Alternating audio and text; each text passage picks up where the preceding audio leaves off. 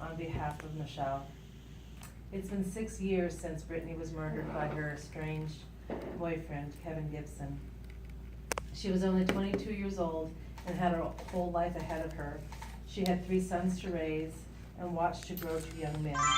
And now her sons should not have had to bury their mother or know that their father is in prison for killing her. This is a heavy burden that no child should ever have to carry. Brittany knew her killer. She knew he was dangerous, and she did all that she could do to protect herself. She ended the relationship, and she started a new life with her children. But she never stood a chance that day when he killed her with a gun he never should have had in the first place. Our laws failed her.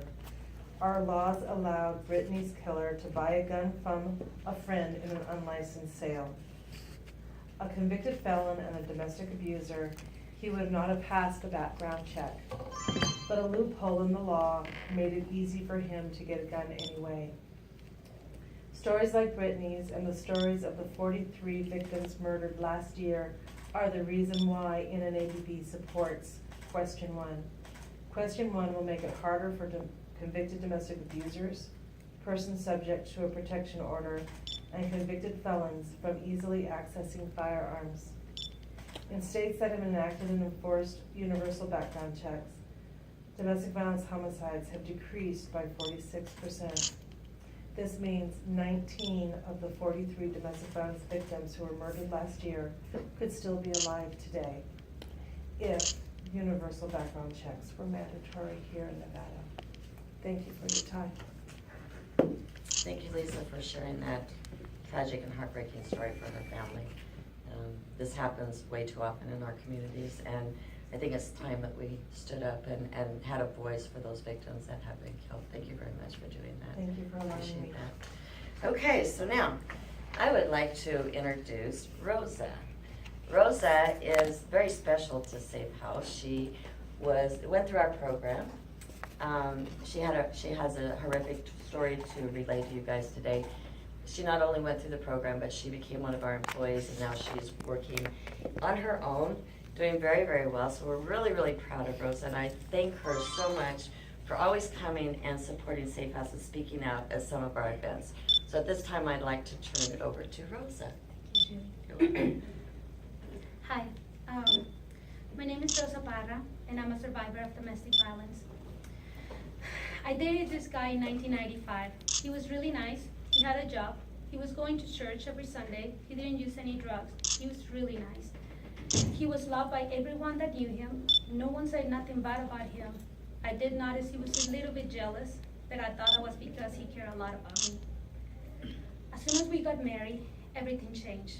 He threw away my clothes because now I was a married woman and I couldn't wear the same clothes.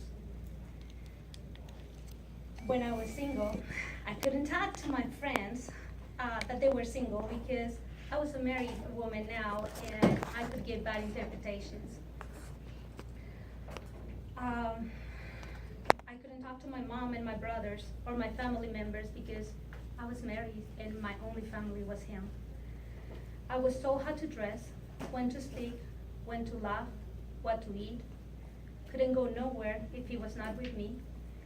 And if he was, I was told that I should walk with my head down. Couldn't see no one, what I was looking at. Not even a church could have talked to anyone. He will humiliate me, call me names, throw knives at me if I did something wrong.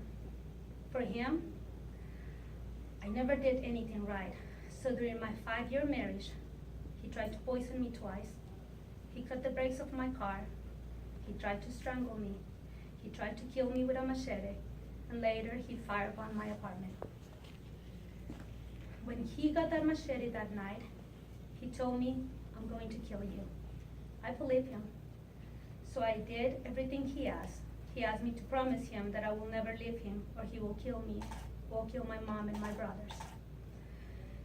I had called police several times before, so this time they took me to Safe House. I believe that if I would have stayed, he eventually would have killed me and my kids. He just needed a gun. He tried everything else. I knew he wouldn't be able to go to a store and buy it. But he could get it from someone else that didn't know how dangerous he was. Because I couldn't work, I couldn't live on my own. I couldn't go with my mom because he tried to kill her. Safe House gave me that safe place to go. I know I'm one of the lucky ones. And I want everybody to know that there is a place that you can go and ask for help. And if all this will help just to save at least one person, I think it's worth it.